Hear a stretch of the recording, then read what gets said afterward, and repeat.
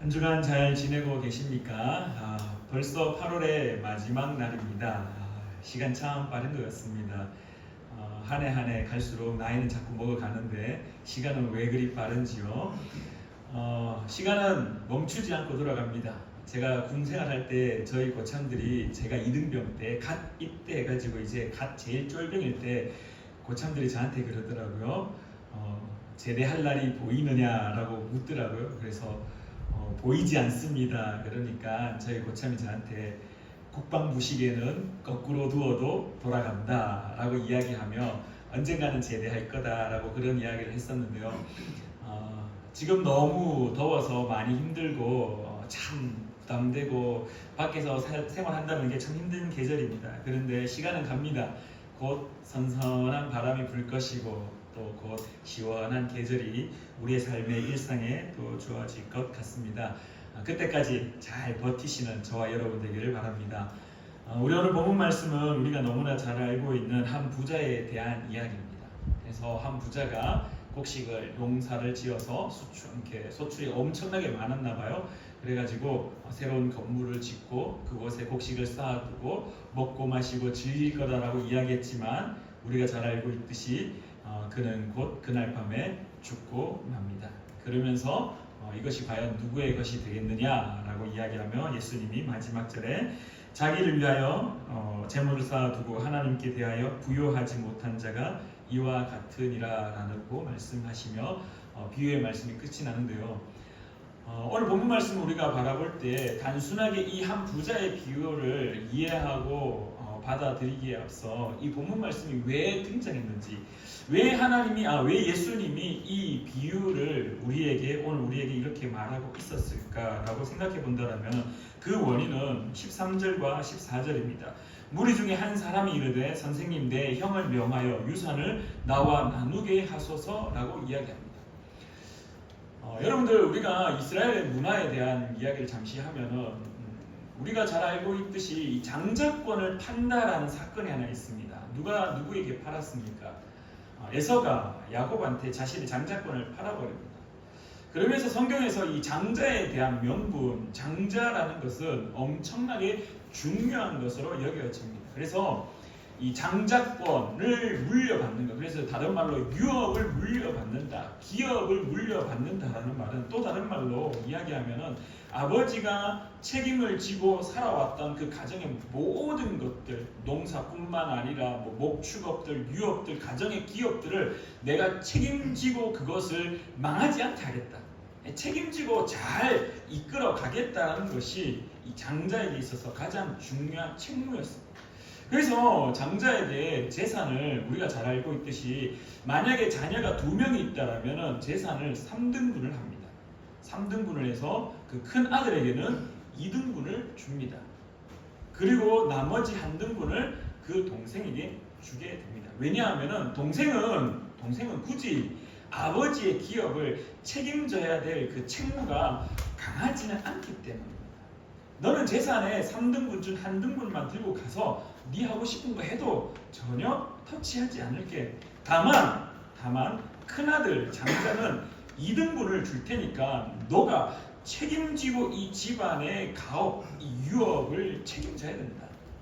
그래서 우리가 잘 알고 있는 엘리야와 엘리사의 사건 속에 엘리야가 하늘로 올라가게 됩니다. 하늘로 싹 올라갈 때 그 전에 엘리야가 엘리사한테 이야기하죠. 네가 나한테 원하는 게 있냐? 무엇을 원하느냐? 라고 이야기할 때 엘리사가 이렇게 이야기합니다. 당신에게 임했던 그 성령 나에게 갑절이나 2배나 나에게 있게 해 주십시오 라고 이야기합니다. 소위 우리는 여기에서 갑절이라는 표현 때문에 2배라는 표현 때문에 그러면 엘리야가 가지고 있었던 성령의 파워, 능력, 그것의 2배를 엘리사가 가지고 싶어 했는가라고 질문한다라면 그건 우리의 관점인 것이고요.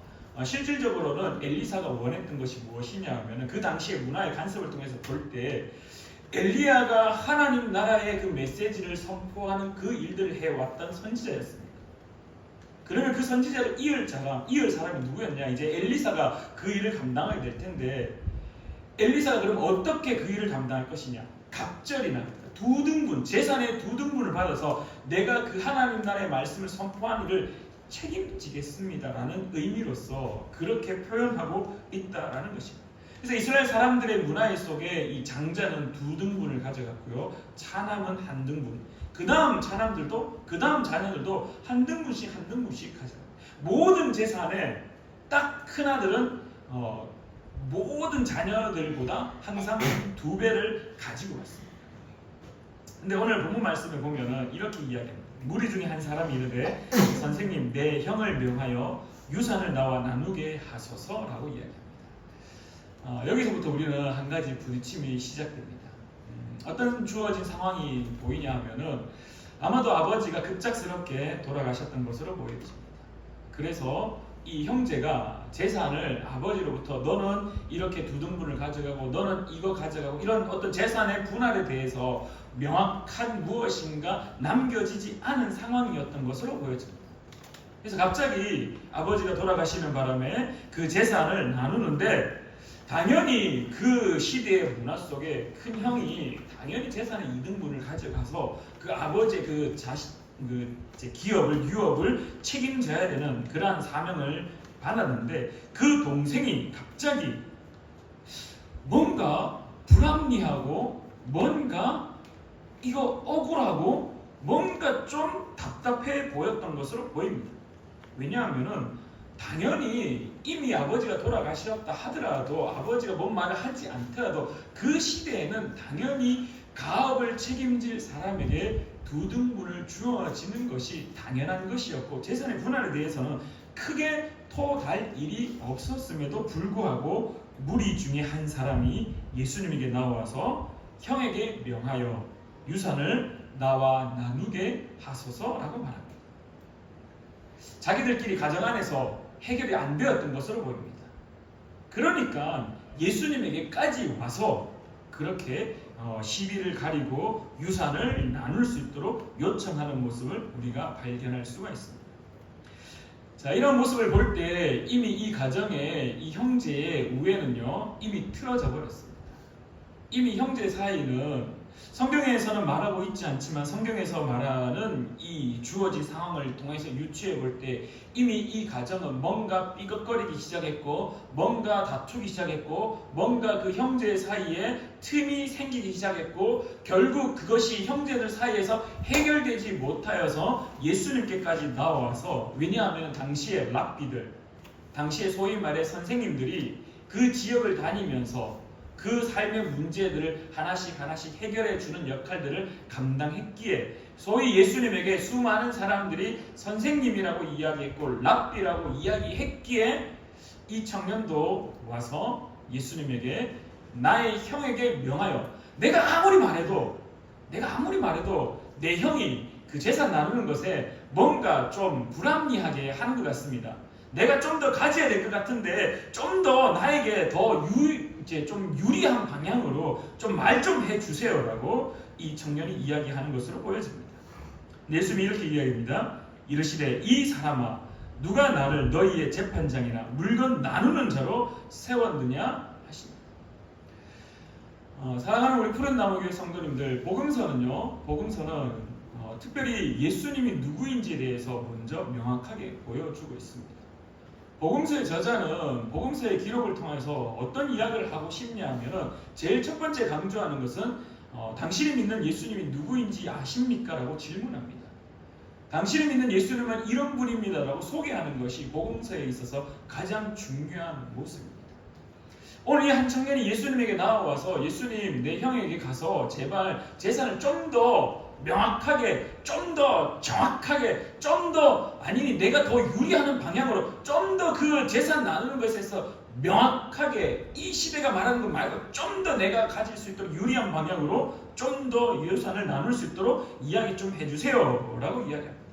이미 그 형제 사이가 틀어져 버렸고, 이미 형제 사이에 갈등이 있었고, 이미 그 형제 사이에 뭔가 무너져 있는 것이 보이는 상황 속에 예수님이 자신의 모습을 드러내기 시작합니다. 이 사람아, 누가 나를 너희의 재판장이나 물건 나누는 자로 세웠느냐? 그러면서 15절에 이렇게 이야기합니다. 그들에게 이르시되 삼가 모든 탐심을 물리치라 라고 이야기하시며 탐심에 대해서, 욕심에 대해서 언급하는 것으로 보아 이 한 사람이 예수님에게 청할 때 재산 나누는 것은 단순히 형이 뺏기지 않으려고 하는 것이 아니라 이 청년의 마음에 욕심이 있었던 것으로 보여집니다.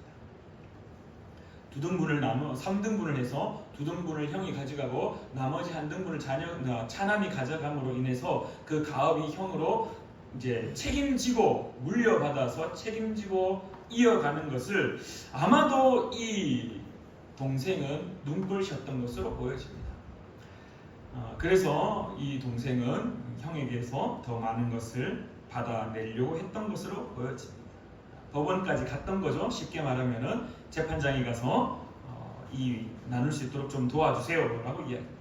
예수님이 이렇게 말씀하십니다. 삼가 모든 탐심을 물리치라. 사람의 생명이 그 소유에 넉넉한데 있지 아니하니라 라고 말씀하시며 오늘의 우리가 잘 알고 있는 비유의 말씀이 시작됩니다. 자, 이 비유의 말씀 우리가 다시 한번 살펴보면은 여러분들 이 비유 속에 재미난 것이 하나 있습니다. 예수님이 한 사람이 와서 재산 나누는 것을 이야기합니다. 근데 재산 나누는 것을 이야기할 때 특징이 하나 보였습니다. 이 청년이 지금, 이 사람이 지금 탐심이 있구나, 욕심이 있구나, 뭔가를 더 차지하려고 하는 마음이 있구나 라고 이야기하며 한 부자에 대한 이야기를 쭉 하는데 부자의 특징을 한번 찾아보시겠습니까? 성경 말씀에 16절부터 19절까지 읽으시며 특징이 하나 딱 나옵니다. 특징이 하나 있습니다. 혹시 읽으시면서 발견되는 것이 있습니까? 비유로 그들에게 말씀하여 이르시되 한 부자가 그 밭에 소출이 풍성했습니다. 부자가 되었습니다. 심중에 생각하여 이르되 내가 곡식 쌓아둘 곳이 없으니 어찌할까 합니다. 내가 곡식 쌓아둘 곳이 없어서 심중에 혼자 생각하고 있습니다. 18절에 이렇게 이야기합니다. 또 이르되 내가 이렇게 하리라. 내 곡간을 헐고 더 크게 짓고 내 모든 곡식과 물건을 거기에 쌓아두리라. 19절 말씀입니다. 또 내가 내 영혼에게 이르되 라고 이야기합니다. 어떤 특징이 있습니까? 어떤 특징이 있습니까? 아무도 하고 이야기하지 않습니다. 아무도 하고 이야기하지 않습니다. 여러분들 중동에는요, 고대 근동이나 중동의 시절에 어떤 결정을 내릴 때, 중대한 결정을 내릴 때 특징이 한 가지가 있는데 그 특징은 자기가 가장 친한 친구, 자신을 가장 이해해주는 친구하고 깊이 이야기하고 대화를 통하여서 결정하는 것이 그 시대의 문화의 관습 중에 한 가지였다. 그래서 어떤 결정을 내릴 때 스스로 혼자서 딱 결정 내리기보다 가족, 친구 함께 고민하고 함께 의논하고 함께 깊이 나눈 다음에 그리고 나서 결정을 하는 것이 일반적이라고 이야기합니다. 근데 오늘 성경에서 예수님이 한 청년을, 부자 청년을 비유를 통해서 말씀하시는데 계속해서 한 부자가 밭에 소출이 많아서 뭔가 풍성한 부자가 되었는데 이야기를 꼭 짚어서 이야기합니다. 심중에 생각하여 이르되, 심중에 생각하여 스스로, 자기 스스로 이야기합니다. 그래 혼자 부자가 돼서 혼자 그렇게 생각할 수 있겠지만 계속해서 성경은 말합니다. 내가 곡식 쌓아둘 곳이 부족하니 이제 더 크게 짓겠다. 결정 또한 자기가 스스로 해버렸습니다. 그리고 18절에 또 이르되 내가 이렇게 하겠다라고 이야기합니다. 내가 이렇게 하겠다고. 내 곡간을 헐고 더 크게 짓고 내 모든 곡식과 물건을 거기에 쌓아두리라라고 이야기합니다. 19절에 또 내가 내 영혼에게 이릅니다. 여기에서 아마도 예수님은 그 청년, 예수님에게 와서 내 형에게 명하여 이 재산을 좀 나누게 해달라고 했던 그 청년을 향하여 그 청년의 특징을 그대로 짚었던 것으로 보여집니다. 그 욕심이 가득한 자의 특징을 그대로 짚었던 것으로 보입니다. 그 욕심이 탐심이 가득한 자의 모습은 어땠느냐? 결국 나만을 생각하는 사람으로 그렇게 말하고 있다라는 겁니다. 성경에서 말하고 있는 욕심의 어떠한 특징, 예수님 말하고 있는 욕심이 있는 자, 탐심이 있는 자는 주변을 돌아보지 않는 자라고 이야기합니다. 잉여의 생산물이 생겼습니다. 잉여의 생산물. 저는 잉여라는 말을 참 좋아하지만 또 좋아하지 않습니다. 왜냐하면 지금 저의 삶에 있어서 잉여의 생산물은 없습니다. 잉여의 생산물은 없습니다. 늘 제로 세팅되는 삶을 살고 있습니다. 생기면은 어떻게 해서든 나가게 됩니다. 여러분들 꽁돈은요 어떻게 해서든 나가게 됩니다. 꽁돈이 생기면 그 돈은 반드시 나가게 되어 있습니다. 특별히 그리스도인들에게 있어서 꽁돈은요 없습니다. 여러분들 출애굽했던 이스라엘 백성들을 잘 한번 생각해 보십시오. 배가 고파서 광야의 땅을 삶을 살 때 주어지는 만나가 있었습니다. 매일 아침마다 하얀 밀가루 같은 그 가루가 온 사방에 막 펼쳐졌습니다. 그래서 와 이제 먹을 것이 생겼다 막 긁어 모아서 맛을 보니 우와 정말 너무 맛있구나. 도대체 이게 무엇이냐 맞나? 그래서 긁어 모으기 시작했습니다. 이거 맛있는 거 있으니까 좀 더 내가 더 나중에 먹어야지 하고 모으기 시작합니다. 하지만 주님께서 말씀하셨습니다. 하나님이 하루만 먹을 수 있는 것이다. 하지만 그 사람들은 잉여의 생산물을 계속해서 잉여의 물건들을 계속해서 모았습니다. 하지만 어떻게 됩니까? 그 다음 날이 되어버리니까 그 곱던 가루, 그 만나던 그 만나에서 곰팡이가 피기 시작했고 썩기 시작하여 그것이 싹 먹을 수 없는 것으로 되어져 버렸습니다. 성경은 오늘 우리에게 말합니다. 잉여의 생산물에 대해서는 하나님은 그렇게 좋아하지 않는 모습으로 보여집니다. 왜? 잉여의 생산물을 만든다라는 것은 결국 오늘 성경을 통해서 우리가 바라보는 관점은요. 내가 이렇게 하고 내가 저렇게 하고 내가 결국은 나 혼자 먹고 마시고 즐길 거다라고 성경은 예수님은 그 한 청년에게 비유하고 있다라는 겁니다. 결국 네가 형으로부터 제사를 나누어서 받으면은 그것이 네가 네 가업, 너의 집안의 가업을 책임지고 그것을 책임지고 이어갈 것으로 그것 때문에 받으려고 하는 것이 아니라 결국 너는 너의 욕심, 너 잘 먹고 잘 살려고 너에게 있어서 주어진 것이 분명히 있지만 그것을 뛰어넘어 잉여의 것을 책임지고 받아와서 내가 좀 더 잘 먹고 잘 살려고 하는 모습을 네가 결국 가지고 있구나라고 지금 예수님은 그 청년의 마음을 긁어버리고 있다. 그러면서 예수님이 이렇게 이야기합니다.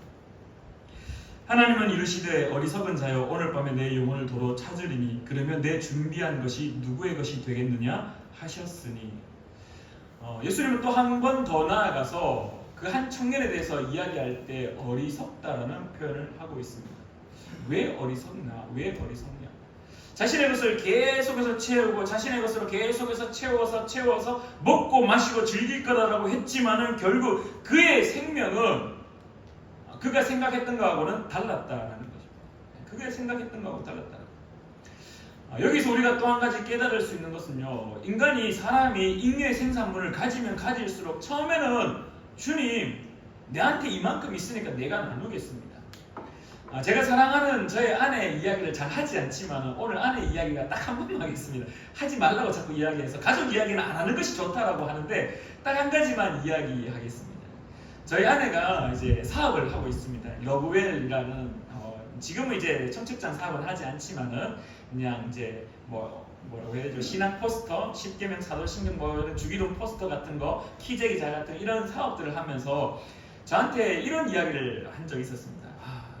통장에 적어도 어느 정도 딱 모이면은 그 모이는 것 이상이 되면은 흘려 보낼 수 있겠는데 참 그게 쉽지 않네. 하나님께서 이렇게 통장의 잔고를 착착착 채워가지고 어느 일정 수준까지 딱 있으면은 우리의 삶도 뭔가 보장된 것 같고 우리의 삶도 뭔가 안정된 것 같이 되니까 그리고 그 이상이 되는 것은 좀 흘려보낼 수 있는 그러한 삶을 살 수 있을 텐데 라고 할 때 제가 박수를 치며 웃기지 마라 라고 이야기하며 사람에게 있어서 잉여의 생산물이 주어지면은 절대 그렇지 않다라고 나누었습니다. 오히려 엘리야가 사렙다 과부, 그 사르밧 과부를 만났을 때 멈추지 않는 기름병, 퍼내어도 다 없어진 것만 같이 퍼내었는데도 여전히 나와서 또 흘려보내고 또 흘려보내는, 오히려 제로 세팅이 되어서 그 없는 과정 가운데 하나님이 함께하여 퍼주어도 그래 네가 퍼주니 내가 또 채워줄게 라는 은혜를 경험하는 것, 오히려 그게 우리의 그리스도인의 참된 은혜의 모습이 아닌가. 오늘 예수님이 그 청년에게 이야기합니다. 한 사람이 부자가 되어서 많은 것이 곳간이 있었음에도 불구하고 그것이 터져 넘칠 것만 같았어. 그러면 소위 그리스도인들은 어떤 생각을 가지겠습니까? 흘려보내야지. 이제 내 곳간에 가득 찼으니 흘려보내야지. 이게 바른 그리스도인의 모습입니다. 하지만 실제로는 그렇지 않음을 우리는 성경을 통하여서 배우게 됩니다. 왜? 예수님이 콕 집어서 이야기합니다. 얘야, 저 청년 봤지? 이미 재산을 받았어. 이미 재산을 받아서 자신의 삶을 살 수 있을 만큼 물려받았는데 또 형한테 가서 탐심이 생겨, 욕심이 생겨, 형이 이등분 한 것에 대해서 뭔가 불만이고 불평이 생겨서 그것 더 정확하게 나누자라고 선생님한테 와서 이야기하잖아. 근데 잘 들어봐. 사람은 부자가 되어서 잉여의 생산물이 생기면은 그건 가지고 퍼주고 나누어 줄 거라고 생각해? 아니야. 내 곳간을 내가 더 넓히고 내가 자기 중심적으로 내 입장에서 내가 잘 먹고 잘 살고 즐기는 것에 더 많은 시간을 투여할 뿐이야 라고 이야기하시며, 잘 들어, 하나님은 이르시되 어리석은 자요, 그렇게 잉여의 생산물을 가두는 자를 어리석다 말하시며 오늘 밤에 내 영혼을 도로 찾으리니 그러면 내 준비한 것이 누구의 것이 되겠느냐. 쉽게 말하면은 잉여의 생산물이 챙겼습니다. 내가 가지고 살아갈 때 필요한 것들 이상의 것들이 주어졌습니다. 그것이 내 것인 것 마냥 계속해서 축적했습니다. 근데 하나님이 우리를 향하여서 야, 그거 너 어떻게 할 거야? 너 그거 내가 너 생명을 지금 싹 데리고 가버리면은 그 통장에 그 수많은 돈들 그거 너 어떻게 할 건데? 그 누가 더 책임지고 그 누가 더 관리하고 그 누가 더 가져갈 건데? 오늘 주님이 우리에게 이렇게 말씀하십니다. 자기를 위하여 재물을 쌓아두고 하나님께 대하여 부요하지 못한 자가 이와 같다라고 이야기합니다. 여러분들, 오늘 우리의 성경에 있어서 하나님께 부요하지 못한 자라고 이야기하니까 하나님께 더 많이 갖다 바쳐야 되냐? 내한테 주어진 이 잉여의 것들 다 하나님께 헌금해야 되고 다 하나님께 갖다 바쳐야 되느냐라고 질문하신다라면은 하나는 맞고 하나는 틀린 것 같습니다. 하나님이 돈 좋아하시는 것 같습니까? 하나님 돈 좋아하시는 것 같습니까? 많은 사람들이 착각하고 있는 것 중에 한 가지가 하나님은 돈을 좋아하실 뿐만 아니라 혐오하시기도 합니다. 왜냐하면은 하나님에게 있어서 그건 그렇게 크게 중요한 포인트가 아니다라는 겁니다. 많은 사람들이 예수님에게 왔습니다. 예수님, 우리에게 주어진 계명이 무엇입니까? 어떤 것이 주님 우리에게 주신 계명입니까? 어떤 것을 지켜야 됩니까? 할 때 마태복음의 말씀에처럼 이렇게 말씀하십니다. 내 목숨을 다하여 내 뜻을 다하여 내 온 마음을 다하여서 주 너의 하나님을 사랑하라. 그리고 난 다음에 무엇이라고 말합니까? 네 이웃을 네 몸과 같이 네 자신과 같이 사랑하라라고 이야기하십니다. 결국 우리에게 주어진 잉여의 생산물들, 남아 도는 것들, 욕심을 가진 자들이 욕심을 내려놓고 하나님께 부요하다라는 말은 무엇이냐? 내가 가지고 주어진 것들을 나의 이웃들에게 나누어 주는 것이 하나님께 부요한 것이라고 오늘 성경은 우리에게 말하고 있다는 겁니다. 네가 아무리 가지고 있고 네가 아무리 축제했고 네가 아무리 많은 것을 가지고 있다 한들 네가 너의 인생의 끝이 나버리면 그거 너 어떻게 할 건데? 그래, 좋아. 네가 생각했던 그 어느 정도의 수준까지 너의 재산이 축적되었어. 그러고 난 다음에 네가 흘려보내겠다라고 도대체 그 축적되는 과정이 얼마나 걸릴 텐데, 얼마나 오래 걸릴 텐데, 단 한순간에 그게 채워진다고 생각하니 그것을 채우기 위해서 어떤 노동을 하고 수고를 하고 채웠다고 생각해봐. 그러면 그때는 너에게 있어서 너의 노동과 너의 수고와 너의 시간들이 생각날 뿐 아니라 너가 그것을 쉽게 나눈다? 아니, 쉽지 않을 거다라고 이야기합니다. 야고보서 1장 15절에 이렇게 말씀합니다. 욕심이 잉태한 즉 죄를 낳고 죄가 장성한 즉 사망을 낳는다라고 이야기합니다. 사랑하는 우리 푸른 나무교회 성도님들, 오늘 예수님께서 이 한 부자에 대한 비유를 말하며 한 청년의 마음을 긁어버렸습니다. 네가 그렇게 가지고 있는 것에 만족하지 못하고 더 욕심을 부리느냐? 하나님은 그거 기뻐하지 않는다라고 이야기합니다. 여러분들 유대인의 삶을 잘 아시죠? 유대인의 삶의 가장 중요한 것은 구제의 삶입니다. 유대인의 삶의 가장 중요한 것은 신명기의 말씀에처럼 사회적 약자를 돌보는 것, 고아들, 과부들, 객들, 그들을 돌보는 것이 모세의 마지막 설교로 정확하게 남겨져 있습니다. 그들은 그 율법을 계속해서 공부하고 그것을 계속해서 가슴에 새깁니다. 손목에 띠를 묶고 머리에 이마에 띠를 묶고 그 말씀을 새기며 살아가는 이들이 유대인입니다. 근데 그 유대인이 그것을 실천하지 못하여 욕심을 부르니 예수님이 그의 마음을 긁어버렸던 겁니다. 오늘 예수님은 정확하게 우리의 마음도 긁고 계십니다. 인류의 생산물 그게 뭐 그렇게 좋다고 그거를 부여잡고 끝까지 놓치지 않고 살려고, 아니 더 끌어당겨서 더 모으려고 하느냐.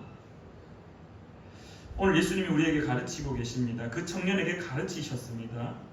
예수님은 오히려 화해시키는 자로서, 오히려 연합시키는 자로서 이 시대 가운데 약자들, 이 시대 가운데 우리의 돌봄이 필요한 자들에게 그 사랑을 흘려보내는 것이 더 중요하다라고 주님께서 말씀하고 계십니다. 사랑하는 우리 푸른나무교회 성도님들, 기억하시길 바랍니다.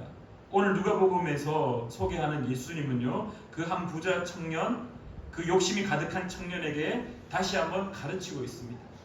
아니야. 너의 이웃을 네 자신과 같이 사랑할 줄 아는 것. 하나님께 부요한 자, 하나님께 부요한 자가 하나님께서 기뻐하고 예수 그리스도와 품 안에 있는 자라고 가르치고 있습니다. 오늘 우리가 그러한 자 되기를 간절히 축원합니다. 기도하겠습니다. 참 좋으신 하나님 아버지, 오늘 말씀을 통하여 우리가 한 가지 깨닫습니다. 우리의 마음에 사라진 것처럼 보이지만 우리의 마음의 깊은 곳에 욕심은 사라지지 아니하고 탐심은 여전히 자리 잡고 있습니다. 분명히 자기에게 주어진 재산이 있음에도 불구하고 더 많은 재산을 가지기 위하여 탐심을 내었던 한 청년을 오늘 예수님께서 가르치셨습니다.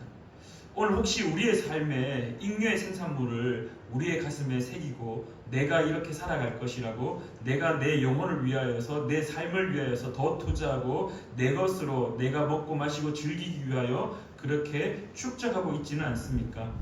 우리의 마음을 다시금 깨닫게 하셔서 우리에게 주어진 그 은혜들을 이 시대 가운데, 이 세상 가운데 사랑이 필요한 자들에게 나눌 수 있는 마음을 우리에게 허락하여 주시옵소서. 그리하여 자기를 위하여 재물을 쌓아두는 자가 아니라 하나님의 그 마음들, 하나님의 눈이 있는 곳들, 하나님의 마음이 있는 곳들에 우리에게 주어진 그 수고와 열정들, 그 결과물들을 흘려보낼 수 있는 귀한 하나님의 마음을 가진 자 될 수 있도록 주님 도와 주시옵소서. 사랑하는 우리 푸른나무교회 성도님들의 그 삶의 마음이 하나님의 마음으로 채워지기를 간절히 구하며 살아계셔 역사하시는 예수님의 이름으로 기도드립니다.